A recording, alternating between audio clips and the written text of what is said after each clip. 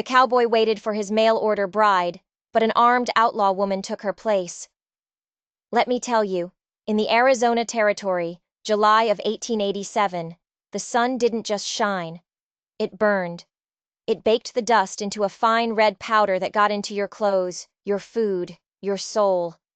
And in the heart of that furnace sat the town of Dry Gulch, a place held together by splintered wood and desperate hope.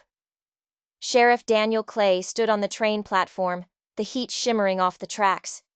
He'd polished his boots until he could see his own tired face in them. He'd fixed the brim of his hat a dozen times. He was a man who had built his life on order, on rules, on the hard lines between right and wrong. But for months, he'd been dreaming of something softer. Her name was Annabelle.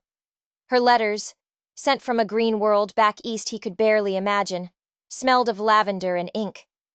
They promised kindness. They promised a home. They promised an end to the crushing silence that had been his only companion for 10 long years. The train whistle screamed, a long, lonely cry that cut across the desert. This was it. The moment that would change everything. The iron wheels slowed, grinding against the tracks, and a cloud of steam hissed across the platform. Daniel's heart hammered against his ribs. He was ready for a new beginning. But the desert had other plans. The woman who stepped down from the carriage wasn't holding flowers. She wasn't smiling. She was tall, dressed in a long black duster coat despite the blistering heat. Her hair, the color of a raven's wing, was pulled back tight, and her eyes were the color of a stormy sky. They swept across the small crowd, not with hope, but with the cold, calculating gaze of a predator. And beneath her coat, hidden but certain, was the unmistakable outline of a gun. Daniel's dream of a gentle bride vanished like a mirage. The woman on the platform wasn't Annabelle. This woman was a storm. A ghost from the wanted posters tacked to the wall in his own office. This was Blackheart Belle. And she was walking straight toward him. The whole town held its breath.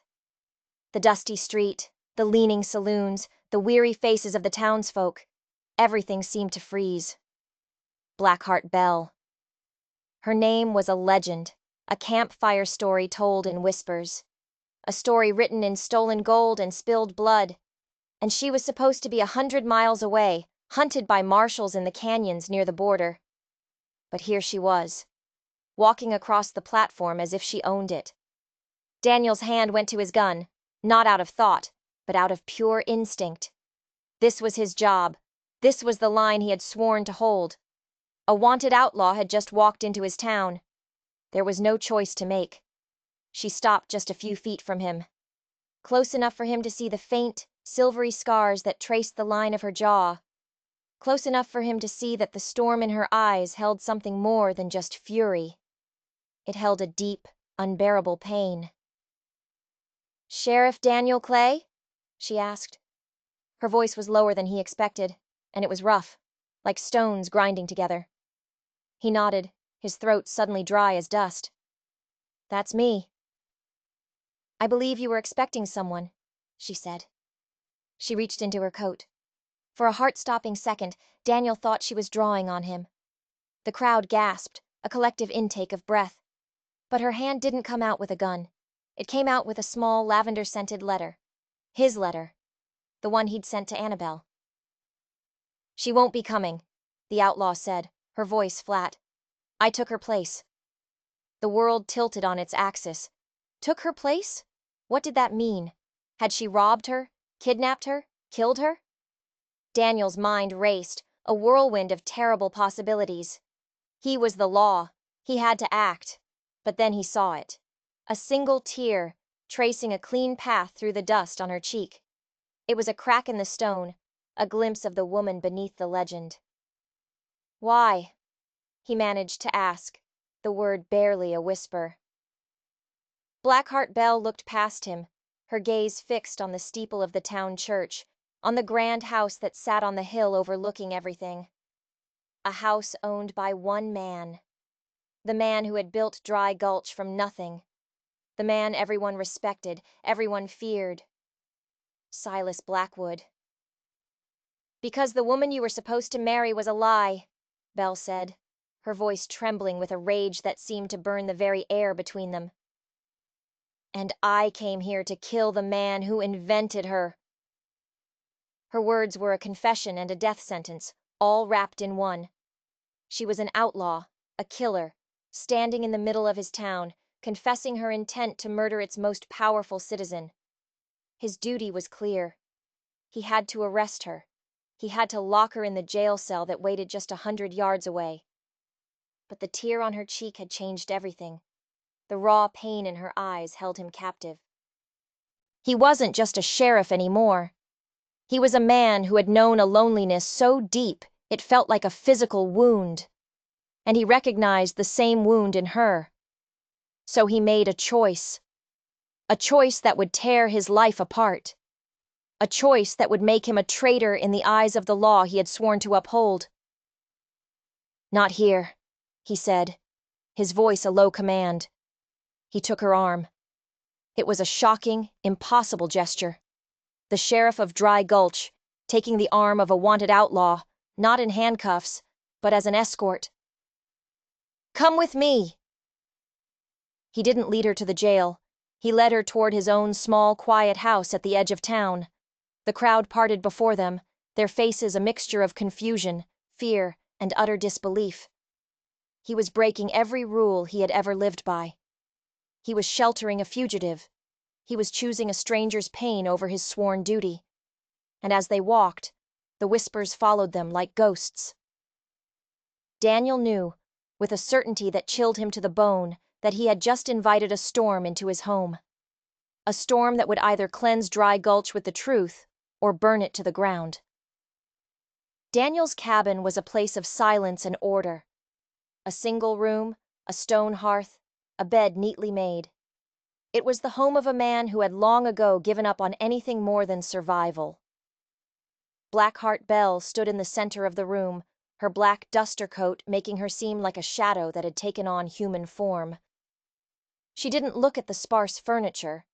She looked at the wanted posters tacked to the wall beside the door. One of them had her face on it. A crude drawing, but the eyes were right. The price was $500, dead or alive. "You should have arrested me on that platform," she said, her back still to him. "Maybe," Daniel replied, closing the door behind them. The sound was a final, heavy click. "Or maybe I'm tired of arresting people who are just fighting back."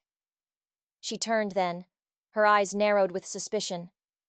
"What do you know about fighting back?" He didn't answer. He just pointed to a small framed photograph on the mantelpiece. A man and a woman, their faces young and full of hope, standing in front of a small, prosperous-looking ranch. "My parents," he said, his voice flat.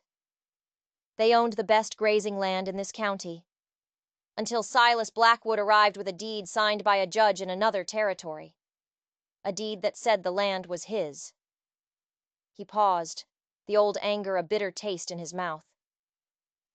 "My father fought him. In the courts, then with his fists. He was found dead a week later. They called it a hunting accident." Belle's stone-cold expression wavered. "He took everything from you, too." It wasn't a question. It was a statement of shared history, a bond forged in the fires of the same man's greed. "He left me this," Daniel said, tapping the silver star on his chest. "A badge, a set of rules. He thought if I was the law, I'd be safe. He thought the law would protect me." He let out a short, bitter laugh. "But the law is just a story men like Blackwood write to protect themselves." The air in the cabin crackled with a new, dangerous understanding. This wasn't just his town's problem anymore. It was his. "The letters," he said, changing the subject. "Annabelle's letters. How did you get them?" Belle sank into the room's only chair, her body finally surrendering to an exhaustion that ran bone deep. "There is no Annabelle," she said quietly. "There never was." She explained that she had been tracking Blackwood for months. She knew he was a lonely man, that he had placed ads in Eastern papers for a mail-order bride. She had intercepted his letters to a woman named Annabelle, and she had written back, learning everything she could about him through the words of a lovelorn sheriff. She had used his own loneliness as a weapon, luring him into a sense of safety, drawing herself closer to the man she had sworn to kill. But something had changed. His letters, she admitted, her voice barely a whisper, were not the letters of a corrupt lawman.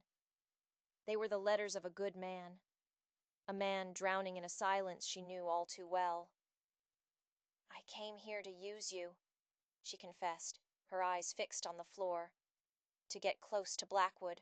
I never expected to find this, a man whose past mirrored her own, a man whose enemy was her enemy." Suddenly the front door burst open. Deputy Miller, a young, eager kid with more loyalty than sense, stood in the doorway, his gun drawn, his face pale with shock. "Sheriff, I saw you bring her here. She's Blackheart Belle. I have to arrest her." Before Daniel could move, Belle was on her feet, her own revolver in her hand, the barrel aimed squarely at the young deputy's chest. The cabin, which had just begun to feel like a sanctuary, became a tinderbox. "Stand down, Belle," Daniel said, his voice a low command, placing himself between her and the deputy. "He'll tell Blackwood I'm here," she hissed, her finger tightening on the trigger. "Put the gun down, Miller," Daniel ordered his deputy. The young man was caught, his eyes wide with fear and confusion, trapped between his duty to the sheriff and the terrifying reality of the outlaw in front of him. The standoff stretched, a three-way triangle of fear and loyalty. This was the first test, the first consequence of Daniel's impossible choice. And he knew that the wrong move, the wrong word, would get them all killed. "Miller," Daniel said, his voice dropping, becoming softer, more personal. "You trust me, son?" The deputy hesitated, his gun wavering. "Yes, Sheriff, but she's a guest in my house." Daniel cut him off, the words a clear, undeniable line in the sand. "Whatever her past, right now, she's under my protection. Holster your weapon." The command was absolute. It went against everything Miller had been taught, everything the law demanded, but it was an order from the man he respected more than anyone. With a shaky hand, Miller lowered his gun and slid it back into its holster. Belle didn't lower hers. Her eyes, filled with a lifetime of mistrust, were still locked on the deputy. "He'll talk," she whispered to Daniel. "Maybe," Daniel said, "but he's one of mine, and I don't abandon my own." He looked directly at her, and the words carried a second, deeper meaning. A promise. Belle held his gaze for a long moment. Then slowly, she lowered the hammer on her revolver and let the gun drop to her side. Daniel let out a breath he didn't realize he'd been holding. He turned back to his deputy. "Miller, go back to the office. Tell anyone who asks that I'm handling a private matter. That's all you know. Understand?" Miller nodded, his eyes still wide, and backed out of the cabin, closing the door softly behind him. The moment he was gone, the fragile truce in the room shattered. Belle whirled on Daniel, her voice a furious whisper. "You fool! You just signed my death warrant. Blackwood will know I'm here within the hour." "I know," Daniel said calmly. "That's the point." She stared at him, uncomprehending.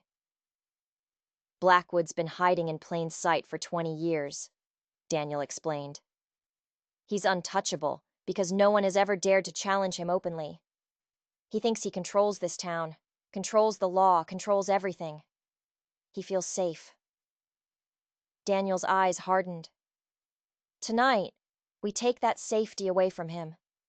We're not going to hide. We're going to walk right up to his front door." "That's suicide," Belle breathed. "No," Daniel said, a grim smile touching his lips for the first time. "It's a declaration of war. He's expecting you to be a ghost, a rumor. He's not expecting you to be standing on his porch with the sheriff at your side. He went to a heavy wooden chest in the corner of the room. He unlocked it and lifted the lid. Inside, nestled in velvet, was not one, but two matching Colt revolvers, their silver handles intricately engraved. Beneath them lay a box of cartridges. "My father's," he said, handing one of the guns to her. "He believed if you were going to fight for what was yours, you should do it with something beautiful." Belle took the weapon. It was heavier than her own, perfectly balanced. It felt like an extension of her hand, a piece of a history she was now a part of. She looked at Daniel, at the quiet, lonely sheriff who had just handed her a piece of his own broken past. "He'll have men," she said, her voice now steady, the fear replaced by a cold, hard resolve. "A dozen of them, maybe more." "I know," Daniel said, buckling on the matching gun belt. "That's why we're not waiting for them to come to us." He looked at her, his eyes blazing with a fire she now recognized as his own brand of defiance. "You came here for justice, Belle. Let's go get it." The walk to Blackwood's mansion was the longest walk of Daniel's life. They moved through the twilight-drenched streets of Dry Gulch side by side, two ghosts from the past, armed with matching guns and a shared purpose. Faces appeared in windows, curtains were pulled aside. The town watched as their sheriff, the quiet, steady man of the law, walked with the infamous Blackheart Belle, not as a prisoner, but as a partner. Silas Blackwood's house was a fortress of stone and glass, perched on a hill like a vulture watching over its domain. Two guards stood at the heavy oak doors, their rifles held loosely but ready. They saw the sheriff approaching and straightened up, their faces etched with confusion. Then they saw the woman beside him, and their hands tightened on their weapons. "Evening, Sheriff," one of them said, his voice wary. "Mr. Blackwood isn't expecting visitors." "He's expecting us," Daniel said, his voice flat and cold. He didn't stop walking. The guards exchanged a nervous glance. They had orders, but this was the town sheriff. To raise a gun against him was to cross a line from which there was no return. Daniel and Belle walked right between them and up the steps. Daniel didn't knock. He kicked the door open. The sound echoed through the marble entryway like a gunshot. Silas Blackwood was standing by a massive stone fireplace, a glass of brandy in his hand. He was a man who wore his wealth-like armor, his tailored suit and polished shoes a stark contrast to the dust and grit of the town below. He looked up, his face a mask of polite surprise, but his eyes were cold and hard as river stones. "Sheriff Clay," he said, his voice smooth as silk. "To what do I owe this dramatic entrance?" His gaze flickered to Belle, and a flicker of something, recognition, and then pure, venomous hatred, crossed his face. "And you've brought a stray with you." "Her name is Isabel," Daniel said, using a name he hadn't known until she'd whispered it to him on the walk up the hill. "Isabel Corbin. You might remember her father. You stole his land. Then you had him killed." Blackwood took a slow sip of his brandy. He didn't deny it. "Memories can be unreliable, Sheriff, especially those of a wanted criminal." He set the glass down. "You've made a terrible mistake, Daniel, siding with her. I built this town. I am the law here." "Not anymore," Belle said, her voice ringing with the force of years of suppressed rage.